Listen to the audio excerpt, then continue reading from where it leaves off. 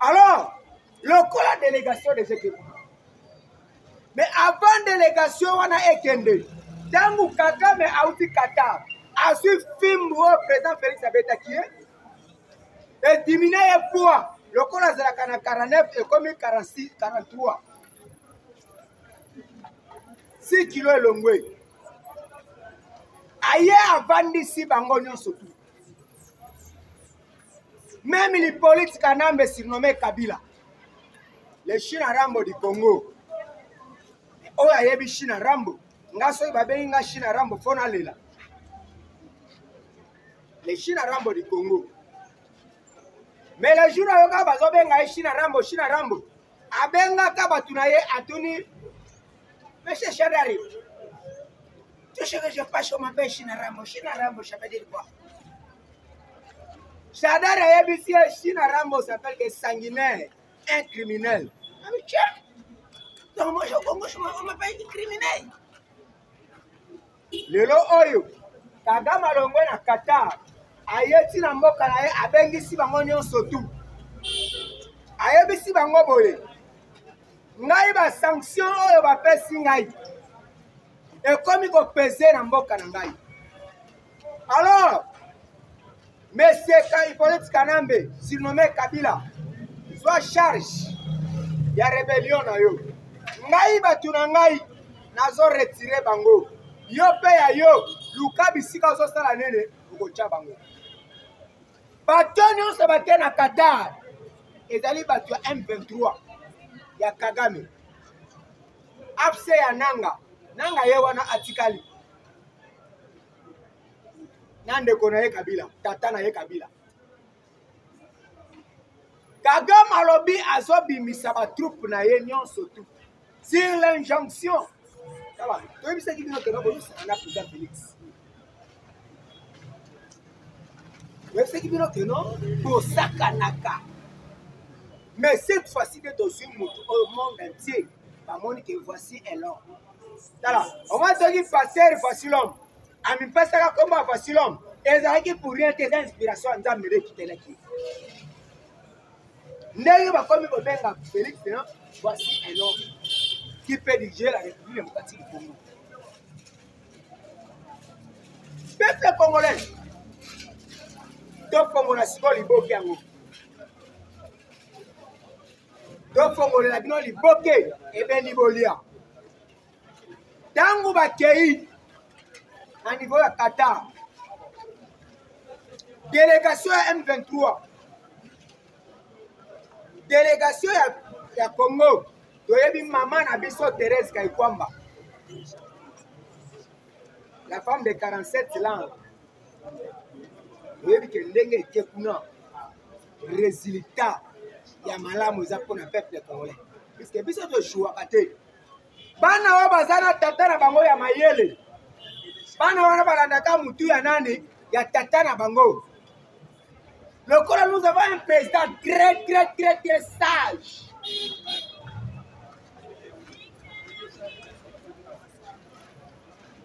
Et tozana maman moko ministre des Affaires étrangères très sage aussi. Tu vois que non, tozana bi à l'extérieur, marqué à l'extérieur.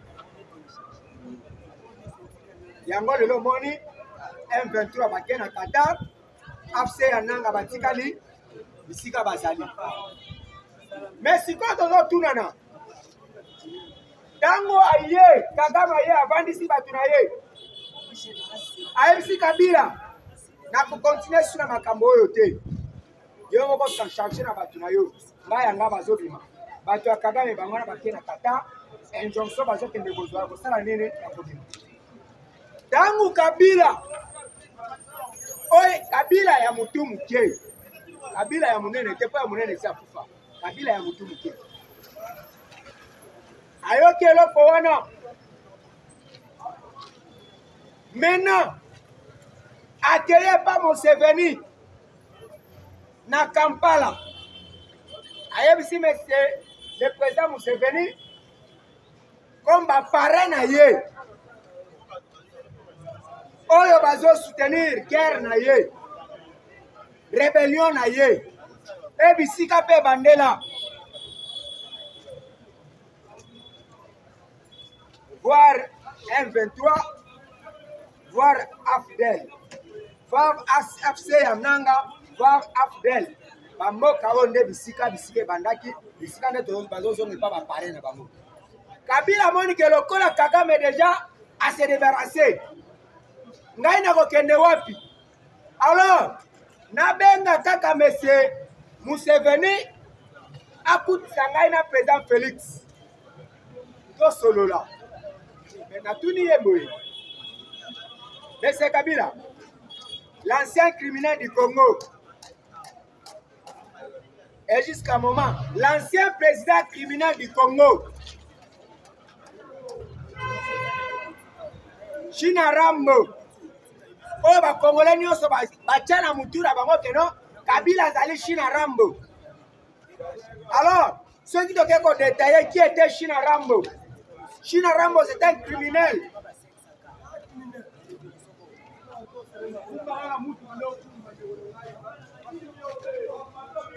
China Rambo c'était un criminel. Alors, Yango Tolobi Boy. L'homme c'est criminel de Kabila. Atindi Asenge pas ya monsieur Museveni. Asenge pas monsieur Museveni akutisa yena le président Félix. Mais rencontre yango kosala mawapi. Puisque dossier va Congolais faut traiter au nini na Congo. Mais le lolo senga okuta na président Félix. Nana bimisa kayo na Congo.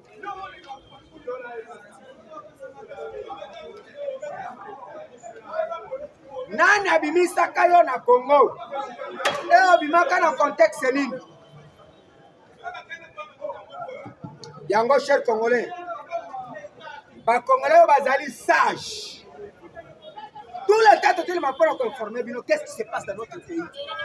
Le pays était où et maintenant nous sommes où?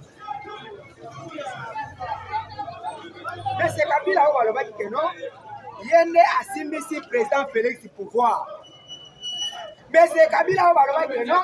Le président Félix a sa rapport et pas une. Mais c'est Kabila où va le non? Il s'est dit Nemuto, Asimbi Kakakosimaka, Kabila Nemuto Kosomla. Mais les lois à Zoluka, a qui n'a contacté Batumususu.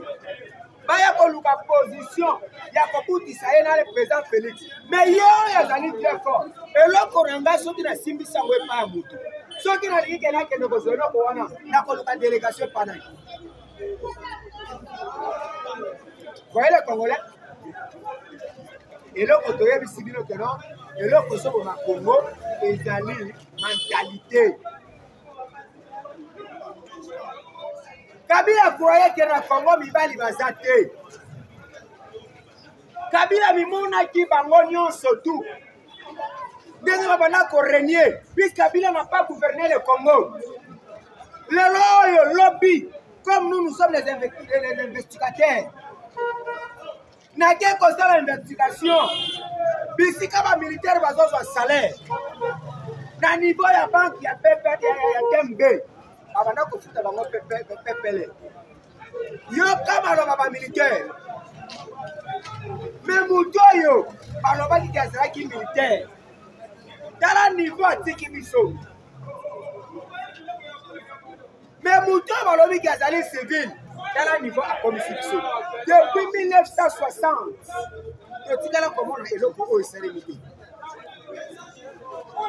tous les militaires, tous les policiers, Bazali Batu, oh lelo, comme ils ont fait ça, l'homonia, mais pas le président Félix. Par rapport à quoi?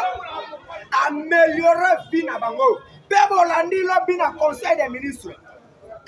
Merci, président Félix. Merci. Bolandi, le Bina Conseil des ministres. Ayebisi, maman, je dis tout souminois. Alors, tu as vu que non? Gouvernement, oh, il faut ça n'est compris. Mais tu constat là-bas est fort. À promettre que militaire Yasuka, salaire, vous allez 1 million de francs.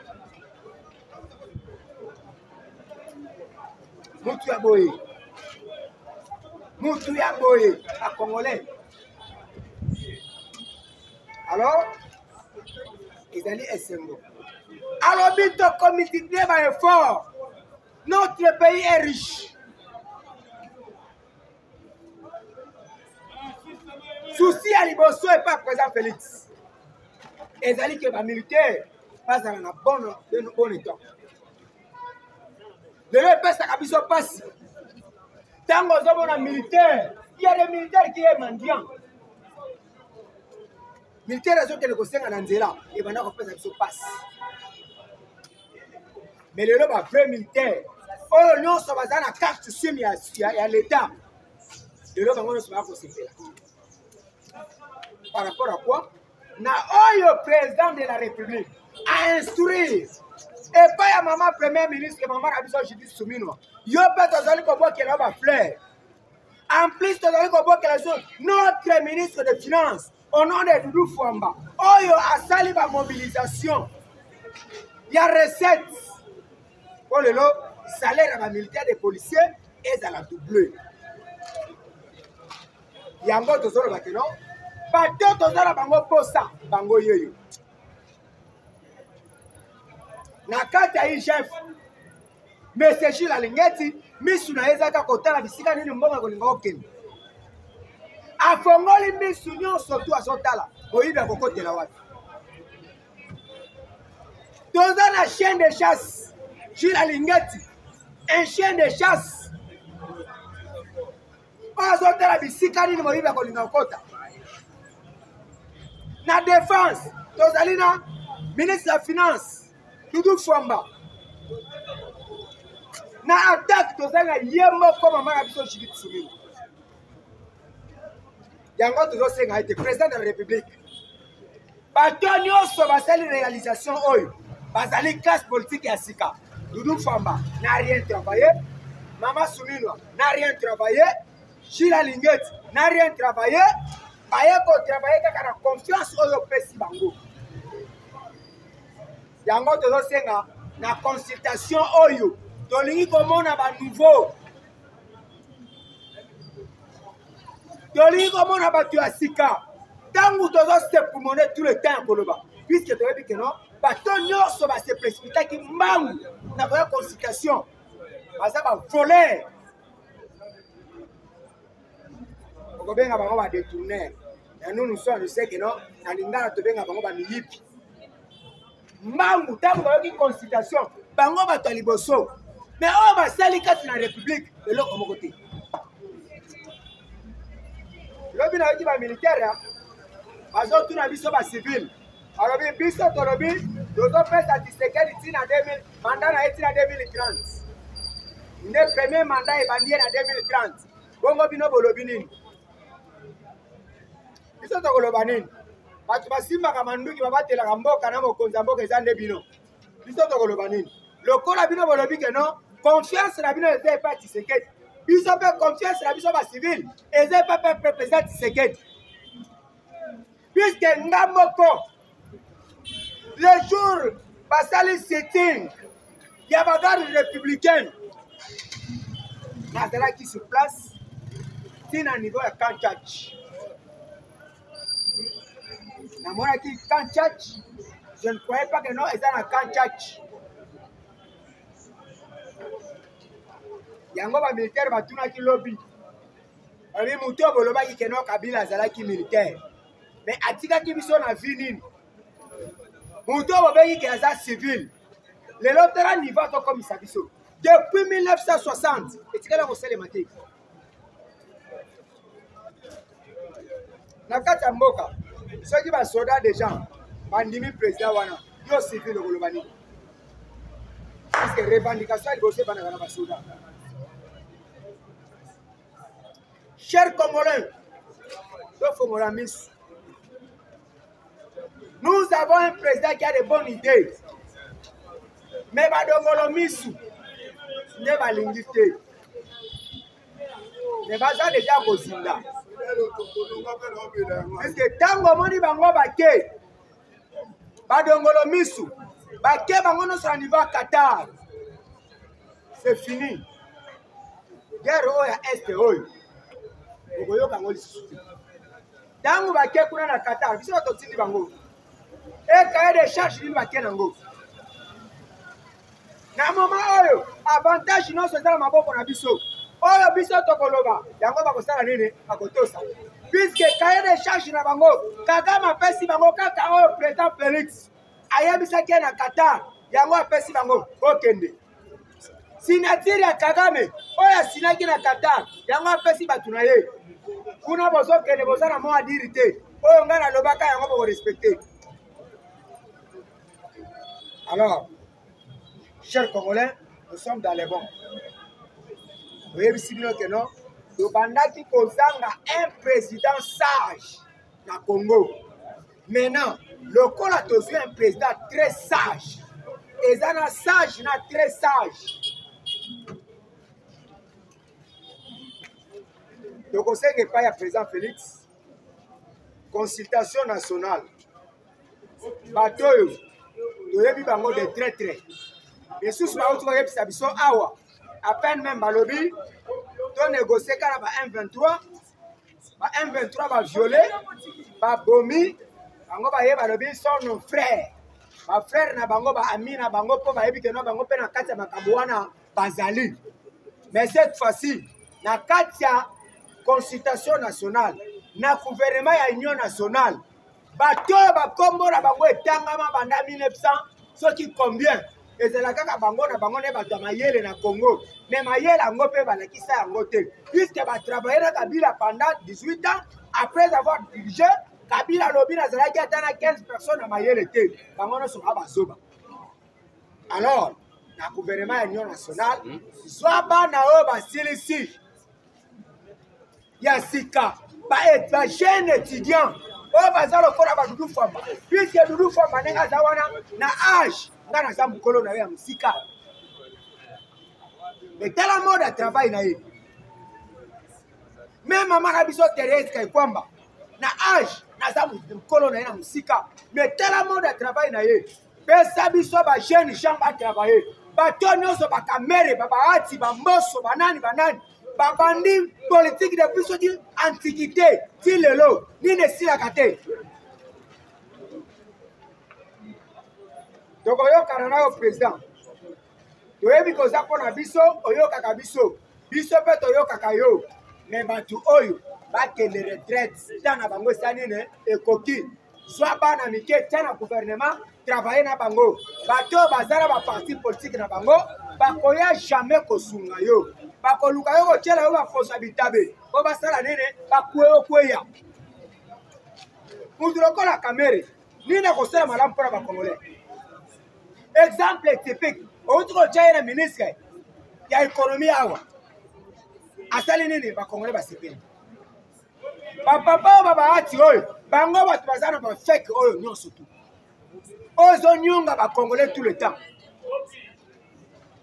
Monsieur Mboso oyo ndeko nanga muyaka ayambos utawa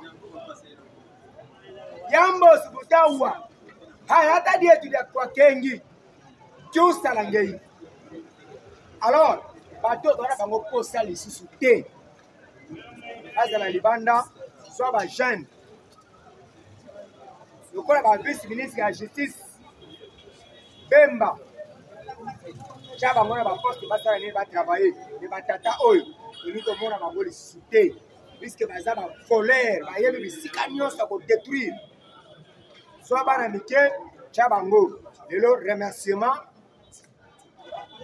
na moni bande ko ngai ba signaler nga déjà ngomba ekoki donc pesa remerciement et pas ya maman na biso la première ministre maman Judith Suminwa nga kutu na ndimaki yango te tango akena ba Congo alongwe alobi ayena kikwiti alobi dédoublement ya salaire ya militaire nga kutu na lobai ngabi akosa kibiso alobi ke no dollar ekokita akoki kokitisa dollar te akodouble kaka salaire ya militaire atika lokuta azokosa biso toyebi ke bakongole bakosaka biso kaka mais nzoka te oyo mama alobaki mama nasengi bolimbisi na retire maloba na ngai. Merci maman na oyo sikosala. Merci ministre de la Finance, Doudou Fwamba. confiance à la Congolais et à la Maboko Rayo. Yango Tolo n'est pas président de la République. S'il y aura remaniement, soit bateau Nyon, soit Bassale, le comme côté. N'est pas ministre, soit disant ministre de l'Agriculture, soit disant ministre de l'élevage et pêche, soit disant net ministre de travail. Tala, na tongo na tout ça na travail bien. Tala, petite et moyenne entreprise. India comment consomme biloko kaka na magasin ya chinois. India lukasu container te ona kende wapi. Akoyana kana ma soki kaka chinois ye kaka na container. India ya verser mbongo. Ba pousse ye ba cheka biloko wana ebimi ekei na magasin bien. Akomi kotekela bino na détail ndenge ba congolais bazo somba et pas chinois ba koteka na détail ndenge pe India ko somba pas chinois ake koteka pe na nene na détail. Alors ba ministre oyo ba bureau oyo toza sous la tina na bango te. Papa biso moko tokopesa ba ministre oyo ko reconduire. Toza la poste lokola ministre ya finance Doudou Fwamba. Toza lokola ministre moi mukepe tokocha ministre la justice moi mukepe ministre de l'économie puisque grand frère na biso na niveau mukoko samba ezaka na bato oyo batata ba bahati oyo ya fake nde bato banyongi ye soki te azaki muto azaki na idea malamu. Alors yo moko yebi papa bana oyo batravaille malamu na bana batravaille malamu te bango tona posa que non au reconduire na bango mais le reste est là unisa bango parmi les vieux to komona na kata gouvernement à part Jean-Pierre Bemba le reste est là kaka ni gouvernement azo pension ni le sila kati. Alors bande ko ngai po ezali ba chaîne na biso ba chaîne oyo ezana posa ba financement bo landa te bo mona video to cheli bino awa video to cheli bino to zana balabala na ba financement na bino oyo bo benga ka bo ebi ba DG ya ba chaîne oyo nyonso naza na DG Romeo za ba DG Bele awa tozoluka ba financement soki tokoza esika moko ya malamu boza na kiti moko ya bien boza na studio moko ya bien tozotourne baémission ya kovanda ekopesa esengo mingi makasi mpona mboka na biso yango temps oyo nga bapesaki ngai ekoki soki bolingi kocontacte ngai na 200 na plus 243 89 24 24 851 plus 243 89 24 24 851. C'est le président Lola de l'UDPS, le communicateur du chef. Merci. Il y a un seul chef, c'est le président Félix. Réunion Mubambiro de Ememi Bango Nadoa. Kagame a expliqué Pandekonaï. Kagame a lobby clair. Il faut se retirer. Dans ma position, il faut se retirer. A EBC Bango va se retirer. Nanga o a s'opposer qui si retrait na Bango. Ne omoni kotoyo na kokuta na kotoyo babengi ba Rwandais. Les Rwandais qui sont les M23 basa prêt à couler. Le gouvernement congolais a doté le nouveau matériel de combat. Je vous ai parlé de chars léopard. Les chars de combat léopard. Les chars de combat léopard, ils ont industrie allemande. Il y a l'industrie allemande. Fabrication est allemande. En République démocratique du Congo, va doter. Sur ça, dans la réunion, il y a conseil de sécurité. Au gouvernement, il y a conseil de sécurité. Concernant ces chars de combat, le gouvernement congolais a doté l'armée. Parce que le ministère de la Défense nationale a son baka. À ce qui parle de matériel de combat, le char de combat. Notre gouvernement, dirigé par Madame la Première ministre, Judith Suminwa Tuluka, armée a cela qui besoin sur le matériel de combat. Si le matériel de combat offre ma somba, il y a une nouvelle technologie actuellement 2016, 2017, 2018. Si cette évaluation, l'état-major général est armé. Batali concernant le matériel au M23 à utilisé, au Rwanda au Uganda parce que biso toza pays où toza plus na ressources naturelles makasi. Alors armée na biso, il faut appel na matériel les dernières générations.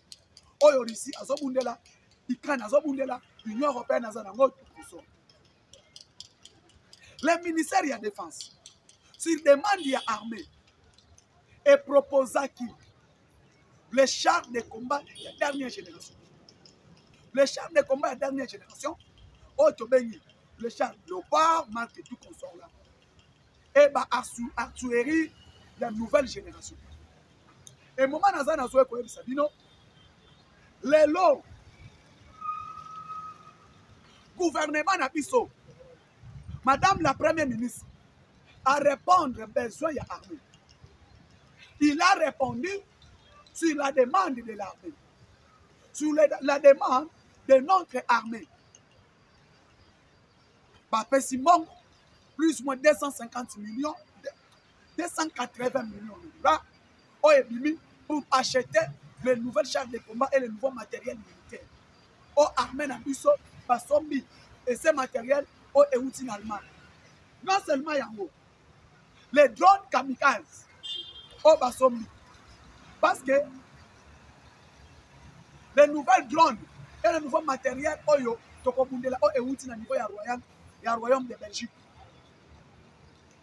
Moutoua Banako pesa bango ba drone kamikaze, ba biloko ko créer ba système de brouillard, c'était la France. France Moutou aye kusaki bango. Comment créer un système de brouillard pour briller les drones, les Sukhoi, il y a armée, les mêmes France Ouana. Tu as qu'on soit pas matériel, et ça plus que ils ont détruit le système de brouillard, armée française et Pesaki, M23. Mais au moins, il y a pour vous dire, aujourd'hui, Tozana SMO. Tozana SMO parce que l'armée congolaise, le gouvernement Azoyoka, à temps réel, Bosenga Yamapinga. Bosenga Oyo armée Azana Modezo. Le gouvernement Azoyoka, le gouvernement Azoko résoudre à temps réel. Bande Koba Congolais. Maintenant, ce qui va se passer, sort ya Kabila et Kosuke la Bangouane. Sort ya Apse et Kosuke la Bango Wapi. Parce que le lo Oyo, na Apse, na M23, ndenge bakabwani. Na lobaka ngo bako kabwana ka.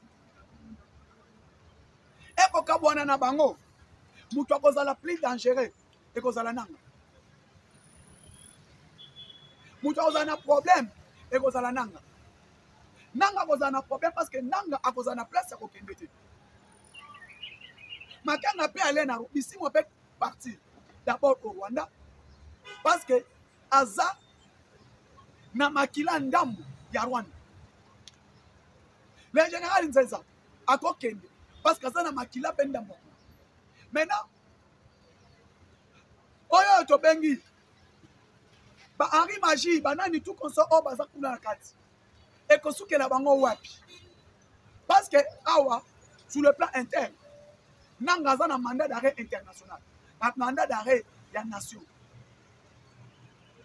sur le plan interne na kati ya mboka nanga za na mandat d'arrêt et nanga za sanctionné et nanga za condamné na peine de mort. Nanga aza condamné na peine de mort. Nanga aza na place à kokende te parce que na kati sur le plan interne pression au gouvernement azocha et zape makasi. Maintenant nazo mituna so ya nanga ekosukela ye ndengeni. Ekosukela ye ndengeni. Kati ya nanga. Awa wasikoyo. Nazo yeba te akokende wapi ekosukela ye ndenge nini. Na kati ya Kinshasa pression pe ya formation ya gouvernement d'union nationale yango tobani.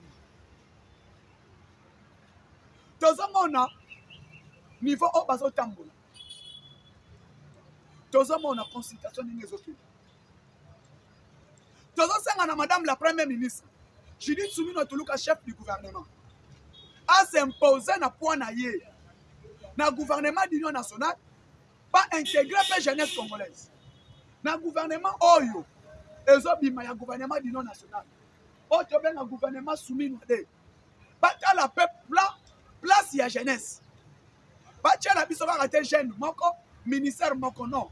Bata la paix jeune pour ya ba jeune. Parce que moment oza il y a sensibilisation sur l'armée, sur Congolais tellement, parce que sensibiliser la jeunesse. La jeunesse qui est sensibilisée. Je demande au Premier ministre, gouvernement soumis noadé, battre la jeunesse. Les jeunes, tous à la représenter même 4 ou 5. Papa Sabi son côté, même il y a 25%, même 30% de la jeunesse dans le gouvernement.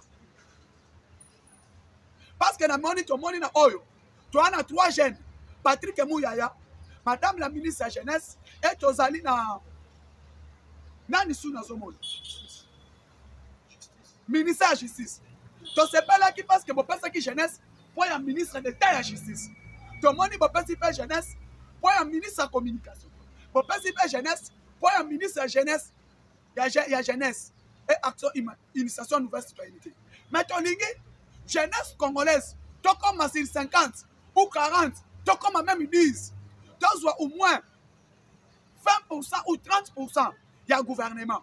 Et cause de la malamoumi, le papa, le vieux, le grand-père, mingi pe déjà, Bakoli, madame la première ministre, Bunda na poa oyo, tout oyo, jeunesse congolaise, et soit 6 ministères. 6 ministères pour la jeunesse. Pour côté la femme, papa ça va au moins 35%. 35%. Côté la femme, pas au moins à 35 ou 40%. Jeunesse, tous voient pas à 30%. Et 30% on a. Papa Bakoli pesa bango yango. On puisse voir un peu comment on va équilibrer. Parce que nous voulons voir au moins 35% sur la jeunesse, 35% sur la masculinité positive, parce que le chef de l'État est champion de masculinité positive. Madame la première ministre, Bunda Touroyo, jeunesse congolaise, elle a représenté au moins 6 ou 10 ministères. Et qu'on peut s'habiller sur Madame Mouni. Sur 31 ou 45 postes dans le gouvernement. N'a pas mandataire, il y a une entreprise à portefeuille à l'État. Tochesi et pas inayo, Madame la première ministre. Parce que le lot, yonde molobeli ya jeunesse congolaise, yonde molobeli ya maman. Et yonde molobeli ya peuple congolais. Madame la première ministre Minita, Judith Suminwa Tuluka. Merci beaucoup. Dans le gouvernement Suminwa 1, au PSA Kibiso, ministère de la justice, jeunesse, ministère de la communication et ministère de la jeunesse et au PSA Kibiso. Donc la jeunesse congolaise était représentée dans 3 ministères. Mais cette fois-ci, nous vous demandons, sur votre haute autorité, Madame la première ministre Judith Suminwa Tuluka, ou non, jeunesse, tout comme à moi dans 7 ministères. Et qu'on a bien, Makasi, et qu'on a Malam Mingi. Le lot, moni, un premier ministre technocrate, Tomoni Moussala Osali, Tomoni à stabilité cadre macroéconomique, il n'y a rien à dire. On doublait soldats militaires, c'est grâce à vous, la Minita, Madame la première ministre, aux autres concrétiser la vision Mokonzamboka, aux a vraiment la 4 vision Mokonzamboka, la princesse Judith Suminwa Tuluka. Bravo, Tomoni était le lot, soldat peut baser prime, au bas en front, baser $500 na bango. Bravo, vraiment, continuez la vision wana. Tout ça, c'est un peu sous la Congolais n'y ont sauté. Moutou n'y ont sauté à même la le yé. Oya kofinga professeur Mbata. Nous ne sommes pas d'accord avec ça. Le professeur Mbata, qui représente, qui est la haute autorité du chef de l'État. Président Moutou a fait une mission. Et président Moutou a nommé qui est secrétaire permanent à l'Union sacrée. Toboyi ba politicien oba oumeli. Oyo vina bango. Carrière mobimba batala yango na politique. Congolais bako sayote. Le professeur Mbata azosala na fusion Mokonzamboka. Baye bisayote que tu es un communicateur. On a moni balé noir basangani ba communicateur là. Qui sont membres du PPRD, oyo baza koya pembeni ya idée sacrée baya na union sacrée baya kohumilier professeur Mbata. Là nous disons non, ceux qui vont continuer, nous aussi nous allons s'en prendre. Le professeur Mbata, c'est d'abord, il était premier vice-président de l'Assemblée nationale. Tout le monde qui Moussala Salaki, Nakatia, diplomatie parlementaire, Nakatia action du gouvernement, Nakatia contrôle parlementaire, aujourd'hui, il est juriste de formation. Il est l'un des biomagers. Il y a eu des pestes et l'un des biomagers des chefs de l'État. Bambe Mayona Lolingete, Yomo na IDPS, Yonan Oya comme manqué respect à professeur Mbata. Nous disons non. Alors nous les Congolais, nous, les enfants de l'IDPS, nous allons dire non, non, non, n'a pas de même Madame Pepe, quoi qu'on filme, quoi qu'on critique. L'espoir, il y a pas Kinshasa, l'espoir, il y a peuple congolais qui est professeur Mbata, le secrétaire permanent de l'Union sacrée. C'est lui qui donne les gens, c'est lui qui coordonne les réunions. Sous la coordination du chef de l'État, à Pessier, à convoquer réunion, réunion soit libre, à faire sa orientation, Oyo Mokonzamboka à Pessier. Dès au monitologie, Congolais, Téléma, Bissonion sont derrière le chef du gouvernement, derrière notre gouvernement, derrière notre espoir, le professeur Mbata, Oyo, à l'obéla qui déjà, Makambo, il y a dissous, il y a construction, autre sanango. Bravo, on a bagné ce bonheur. Moi, je suis président Moustapha. Vous s'abonner, vous s'abonner, vous s'abonner, vous partager, likez l'émission et que ça la mission Madame Mingi.